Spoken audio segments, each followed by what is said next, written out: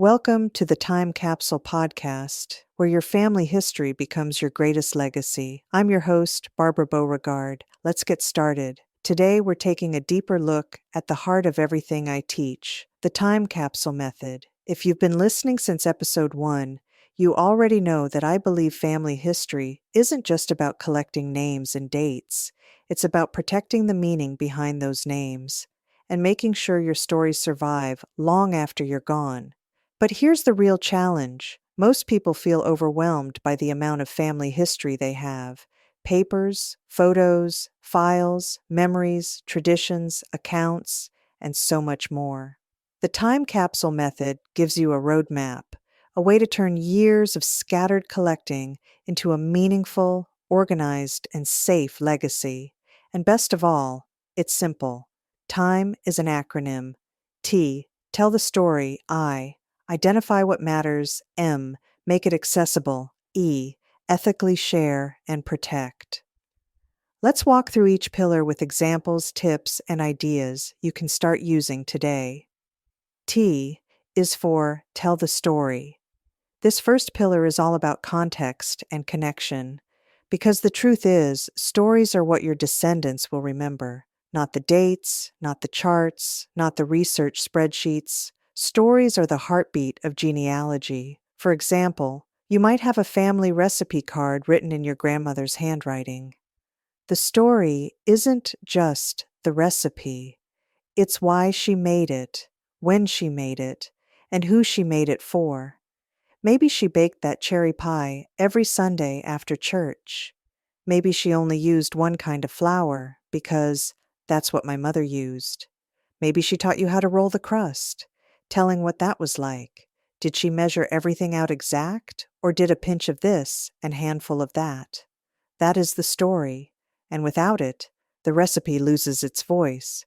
Telling the story doesn't have to be complicated. It can be a paragraph in a journal, a short audio recording on your phone, a 60-second video memory, a few sentences attached to a photo, a timeline note explaining an ancestor's big life change. You're not writing a book, you're just adding meaning to what you already have. And here's something powerful. Even small stories trigger big memories for future generations. A few sentences today could be the treasure someone clings to in 50 years. I is about identifying what matters now. Let's move into the second pillar, one that gives many genealogists permission to breathe. You do not have to save everything. Let me say that again. You do not have to save everything. This pillar is all about determining what deserves a permanent place in your legacy and what does not, because time, space, and energy are limited. Here are a few guiding questions that help you decide.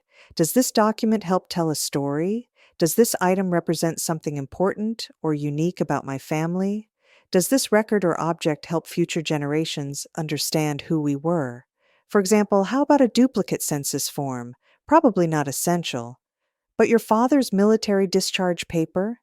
Now that's significant. So is your great-grandmother's handwritten letter, a baptism photo, a diary entry, a naturalization record, or even the receipt from a historic event, like a ship ticket or first paycheck. You're not choosing what's worth keeping, you're choosing what's worth protecting. When you identify what matters, you're shaping the core of your time capsule, the pieces of your history that carry emotional, cultural, or personal significance.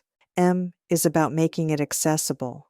This is the pillar where your legacy becomes usable, both now and later, because even if you save the right things, your family won't know where to find them unless you make the information easy to access and understand.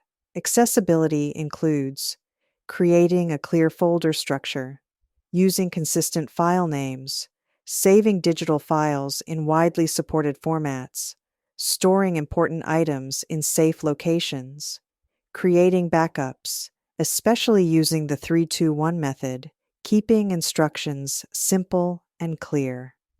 Think about this. Your great-granddaughter shouldn't need a degree in computer science to locate your most important documents.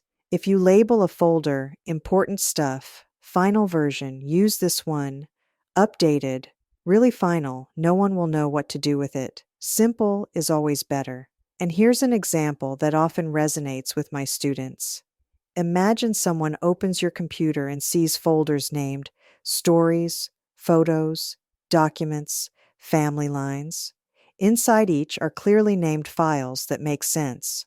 1940 Census, Russell Hopkins, Indiana.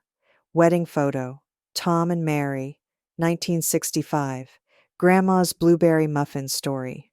This is what accessibility looks like. It's not just organized, it's understandable. And now let's talk about the last pillar. E is for how to ethically share and protect. This fourth pillar is especially important in our modern world. We live in a time where we can digitize, enhance, animate, and share almost anything instantly. But with that power comes responsibility. Ethical sharing asks questions like, should I publish this story if living relatives might be affected? Do I need permission before sharing certain photos or DNA findings? How do I keep private information secure? Should I label an image as AI enhanced or digitally restored? Who will inherit my research when I'm gone? Protecting your legacy also includes choosing a digital heir, someone who can access your accounts and files when needed. Ethics is not about fear, it's about respect. Respect for the living, the deceased, and the generations who will carry your stories forward. Now take a moment to pause and reflect. Which pillar of the time capsule method feels like the place you need to focus on next, and why? Don't overthink it. Trust your instincts. Your answer is pointing you toward the next right step. Here is your action step for today. Choose one of the four pillars, just one, and take a single small action. Tell the story. Write 3 sentences about a memory or a photo. Identify what matters. Choose one document that belongs in your permanent collection. Make it accessible. Rename a file or create one new folder. Ethically share and protect. Add a note to a photo, or decide who your digital heir will be.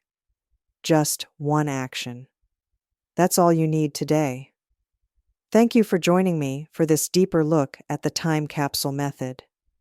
If you'd like to go even further in your genealogy journey, check out my book, Here Today, Gone Tomorrow. Walks you step by step through preserving and protecting your family history. Try my online course, Preserving Your Genealogy. Gives you templates, video lessons, and guided worksheets that help to build your own legacy plan. Read through my blog at ancestryseeking.com. It is full of free guides, checklists, preservation tips, and AI tools to help you get started. And of course, you can always reach out to me with questions or feedback through my website. I love hearing from fellow family historians. Your legacy begins today, and with every small action, you're creating something meaningful, something lasting, something future generations will thank you for. Until next time, this is Barbara Beauregard, and you're listening to the Time Capsule Podcast.